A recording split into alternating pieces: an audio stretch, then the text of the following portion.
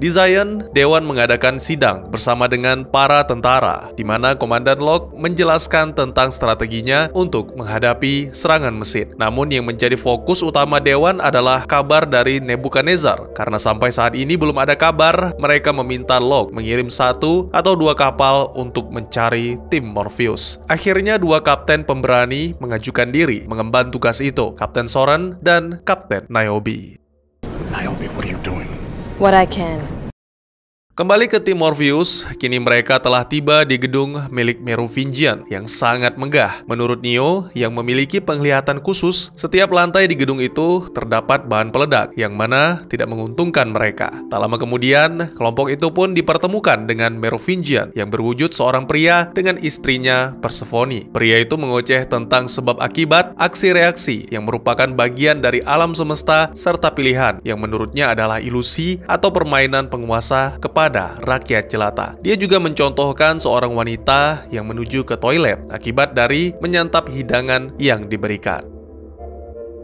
Merovingian adalah penyelundup informasi. Tentu, dia sudah mengetahui maksud dan tujuan Morpheus. Namun dia menolak untuk menyerahkan The Keymaker dan berpesan kepada Oracle bahwa waktu akan segera habis. Her time is almost up. Mungkin ada kesalahan yang mereka lakukan, atau mungkin salah karena tidak melakukan apapun. Menurut Morpheus, semuanya sudah benar, karena jika tidak, mereka pasti akan mati. Hal itu terbukti dengan datangnya Persephone menawarkan bantuan. Namun, itu tidak gratis. Persephone meminta Neo untuk melakukan sesuatu yang bisa memuaskan hasratnya demi mengenang masa lalu, masa-masa yang indah bersama sang suami tercinta. You have to give me something. What? A kiss. Why don't you sample this instead? Trinity. All right.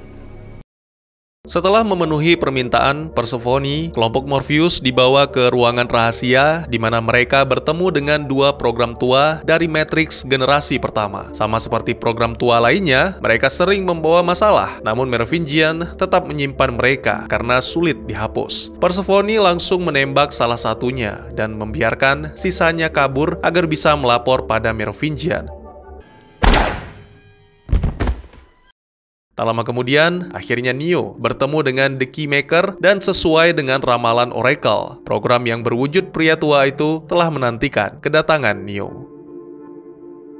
Ketika hendak melarikan diri, tiba-tiba saja mereka dihadang oleh Merovingian dan anak buahnya. Tentu saja Merovingian marah besar, namun Persephone mengungkapkan bahwa ini semua adalah permainan dari sebab akibat dan selamat bersenang-senang. Neo langsung meminta Trinity dan Morpheus membawa Keymaker, sedangkan dirinya akan menghadapi anak buah sang penyelundup informasi.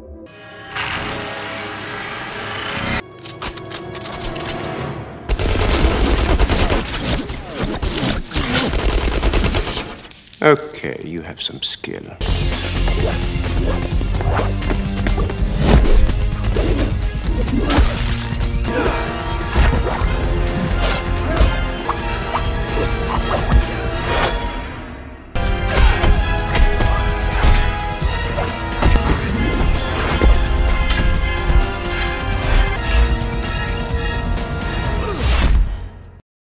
Hanya dalam beberapa menit saja, semua anak buah Merovingian berhasil ditaklukkan oleh Neo. Merovingian berjanji satu hal, bahwa pendahulu Neo tidak bisa menangkapnya, oleh karena itu, Neo pun tidak akan bisa.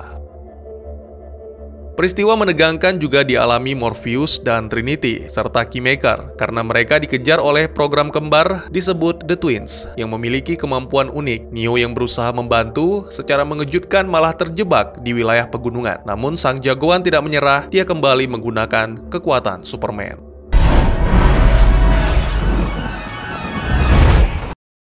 Kembali ke tim Morpheus, aksi kejar-kejaran semakin menegangkan ketika mereka masuk ke jalan raya. Sebenarnya Morpheus pernah menjelaskan bahwa berada di sana sama saja dengan bunuh diri. Namun mereka sudah tak punya pilihan dan hanya bisa berharap apa yang dikatakan Morpheus tidak benar.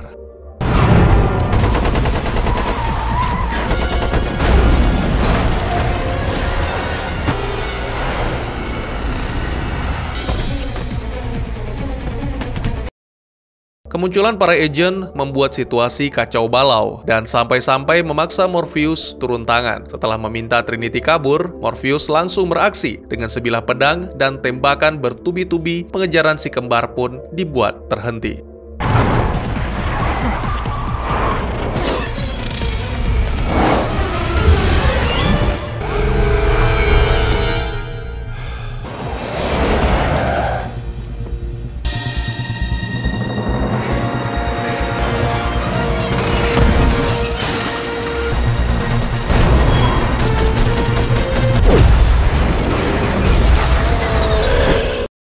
Kondisi masih belum aman karena para agent masih melakukan pengejaran. Kali ini Trinity menggunakan sepeda motor untuk melaju di antara mobil lalu menyerahkan Keymaker untuk diamankan oleh Morpheus. Tiba-tiba salah satu agent yaitu Johnson mendarat di hadapan Morpheus sehingga pertarungan tak terhindarkan.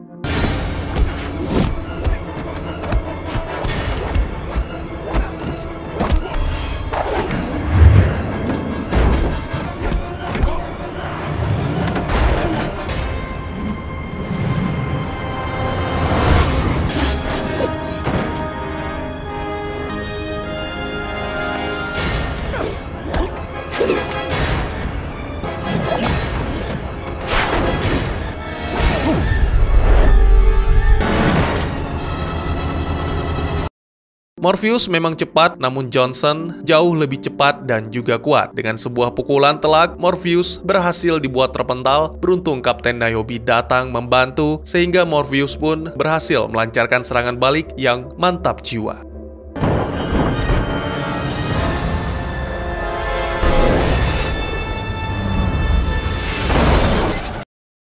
Para agent masih tidak mau menyerah. Bagaimanapun caranya, program Keymaker harus dimusnahkan dari Matrix. Oleh karena itu, mereka membuat ledakan dengan menghantamkan dua mobil trailer. Ternyata keyakinan Morpheus tidak sia-sia karena tepat setelah benturan terjadi, Neo berhasil melakukan aksi penyelamatan yang luar biasa.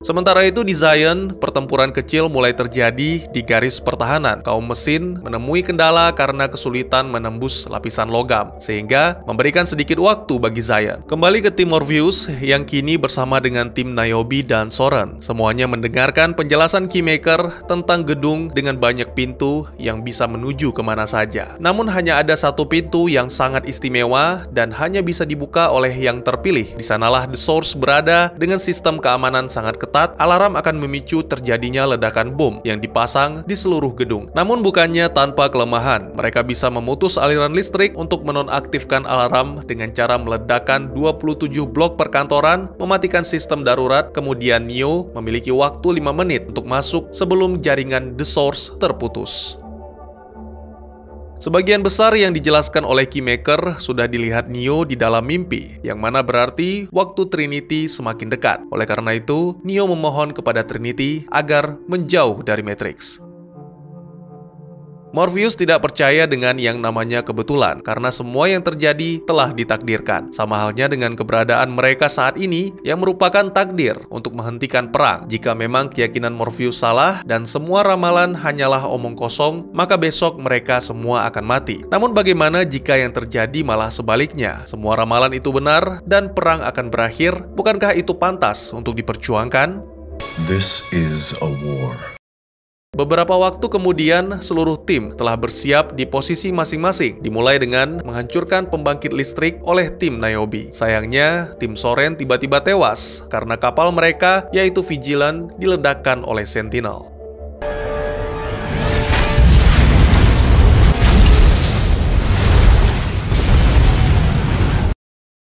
Listrik yang padam kembali menyala karena tidak ada yang menonaktifkan sistem darurat. Sialnya lagi, tim Morpheus tidak bisa dihubungi karena telah memasuki koridor, dan jika mereka membuka pintu The Source, maka gedung itu akan meledak. Akhirnya mau tidak mau, Trinity harus melanggar janji demi menyelamatkan sang kekasih hati. Wanita itu langsung masuk ke dalam Matrix, meledakkan pos keamanan, mengalahkan para petugas, dan menyabotase sistem darurat.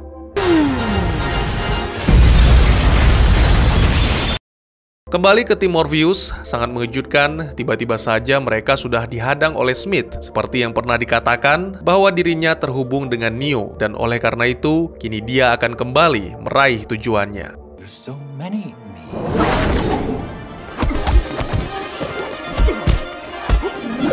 Join us.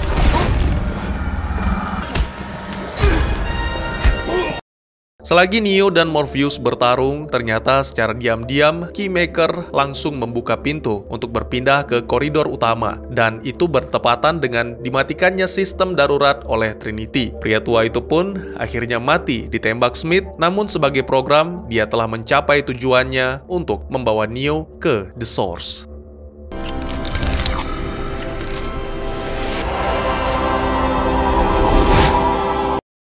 Neo disambut oleh seorang pria yang menyebut dirinya sebagai The Architect atau arsitek sang pencipta Matrix. Pria itu mengetahui dan sudah menunggu kedatangan Neo serta mengetahui pertanyaan-pertanyaan yang akan diajukan. Pertama-tama, sang arsitek menjelaskan tentang kehidupan Neo yang merupakan hasil dari ketidakseimbangan sistem Matrix. Neo adalah program yang harmonis yang terus terlahir dan tidak bisa dihapus dari sistem meskipun segala cara telah dilakukan. Neo menyadari pertanyaannya belum dijawab dan itu membuat arsitek kagum karena Neo yang kali ini berbeda. Ya, usia Matrix jauh lebih tua dari yang Neo ketahui. Jika dihitung-hitung, Neo adalah anomali versi ke-6 yang muncul sejauh ini. Tidak ada yang memberitahu Neo karena memang mereka tidak tahu. Kemudian arsitek menjelaskan tentang sejarah penciptaan Matrix yang selalu gagal karena mungkin membutuhkan pemikiran yang lebih rendah dan jauh dari kata sempurna. Akhirnya diciptakanlah program yang lebih intuitif untuk mempelajari manusia. Jika arsitek bapak dari Matrix, maka program intuitif ini adalah ibu dari Matrix, atau Neo mengenalnya sebagai The Oracle. Program berwujud wanita tua dan ramah itu berhasil menemukan solusi, sehingga 99% manusia menerima Matrix selama mereka diberikan pilihan. Meskipun pilihan itu sebenarnya tidak ada, tapi mampu memberikan harapan, menciptakan keanehan yang bertentangan dengan sistem. Jika diabaikan, maka akan mendatangkan bencana bagi Matrix. Jadi alasan Neo berada di The Source adalah karena Zion akan dihancurkan. Jika berhasil, ini adalah kali ke-6 mesin menghancurkan Zion, dan tujuan Neo sebagai yang terpilih berada di The Source adalah menyebarkan kode yang dibawa untuk kembali dimasukkan ke dalam program utama. Kemudian, Neo diminta memilih 23 manusia yang terdiri dari 16 wanita dan 7 pria untuk kembali membangun Zion. Kegagalan misi ini akan membunuh semua orang yang terhubung dengan Matrix. Bersamaan dengan hancurnya Zion, berarti ini adalah kepunahan seluruh umat manusia. 5 yang terpilih sebelum Neo juga terlahir karena alasan yang sama. Namun sepertinya Neo agak berbeda karena mampu merasakan cinta. Seperti yang telah disebutkan, poin utamanya adalah pilihan pintu di sebelah kanan Neo untuk menuju ke Zion menyelamatkan manusia dari kepunahan, sedangkan pintu sebelah kiri untuk menuju ke Trinity, kekasih hati yang mustahil untuk diselamatkan. Tanpa ragu, Neo menuju ke pintu kiri dengan sebuah harapan. Harapan yang menurut arsitek adalah kekuatan terbesar, tapi di sisi lain, harapan bisa menjadi kelemahan terbesar bagi umat manusia.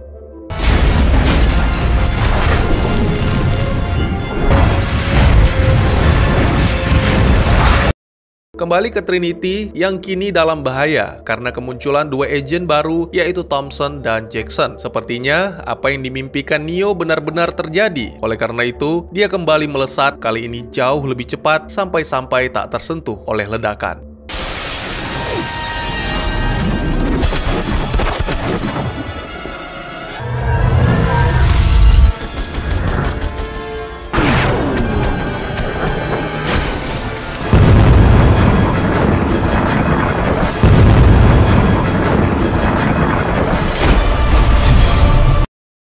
Ya, Neo tidak hanya berhasil menangkap Trinity, tapi juga mengeluarkan peluru serta membuat jantung Trinity kembali berdetak. Ini benar-benar luar biasa, sehingga membuat semuanya takjub. Beberapa waktu kemudian, setelah kembali ke Nebuchadnezzar, kelompok Morpheus dilanda kebingungan karena mesin masih terus melakukan pengeboran. Jika mereka tidak bertindak, maka dalam waktu 24 jam, Zion akan hancur. Neo menjelaskan tentang kebohongan dari ramalan Oracle serta kebenaran bahwa yang terpilih tidak bertemu bertujuan mengakhiri apapun. Semuanya hanyalah bagian dari sistem. Morpheus boleh tidak percaya, tapi itulah kenyataan yang sebenarnya. I know it isn't easy to hear, but I swear to you it's the truth. Para Sentinel kembali datang dan mereka menggunakan metode serangan jarak jauh untuk menghindari EMP. Hanya melarikan diri yang bisa dilakukan oleh tim Morpheus meninggalkan Nebuchadnezzar yang hancur. Sampai akhirnya Neo merasakan sesuatu yang berbeda dan itu membuatnya berhasil menghentikan Sentinel. Something's different. I can feel them.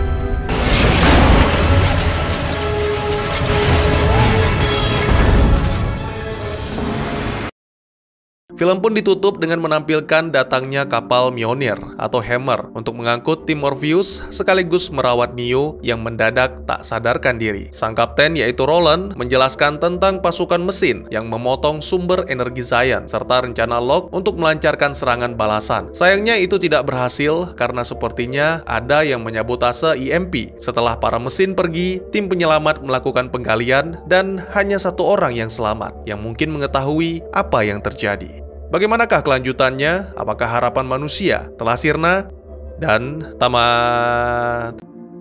Di video sebelumnya kita sudah membahas tentang sejarah The Matrix yang tidak dijelaskan oleh Morpheus tentang latar belakang terjadinya perang yang disebut Machine War. Karena banyak yang meminta untuk dilanjutkan, maka saya lanjutkan sedikit. Jangan khawatir, penjelasan sejarah ini juga akan membuat kalian mengetahui apa itu The Matrix, Neo, dan lain-lain. Ditambah lagi kalau teman-teman masih kurang paham, akan saya jelaskan dengan bahasa yang lebih mudah dicerna. Oh ya, sebelumnya saya jelaskan dulu bahwa apa yang ditampilkan hanyalah ilustrasi atau gambaran. Jadi mungkin ada beberapa yang dikutip dari film-film lain supaya kalian nontonnya juga lebih enak, gak layar hitam gelap gitu aja. Oke, kita lanjut.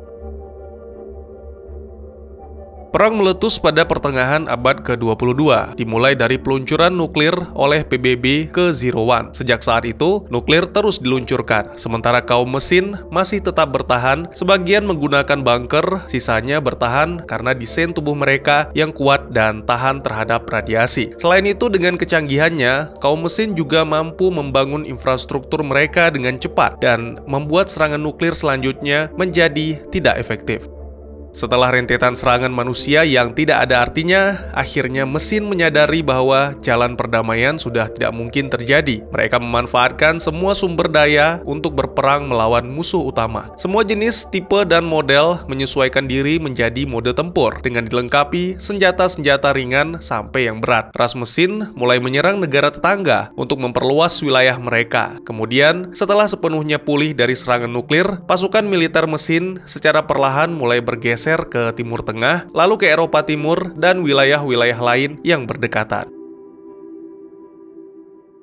Sulit menerima kenyataan bahwa semua basis industri manusia telah bergantung pada Zero One. Satu persatu, warga memutuskan menyerah karena tidak mampu menghentikan pasukan mesin Zero One yang terus tumbuh dan menjadi kekuatan yang besar. Nah, disinilah PBB memutuskan untuk menjalankan operasi Darkstorm, atau kalau kata Morpheus, itu disebut menghanguskan langit. Ini adalah sebuah tindakan putus asa dalam upaya menghancurkan sumber energi utama mesin, yaitu matahari.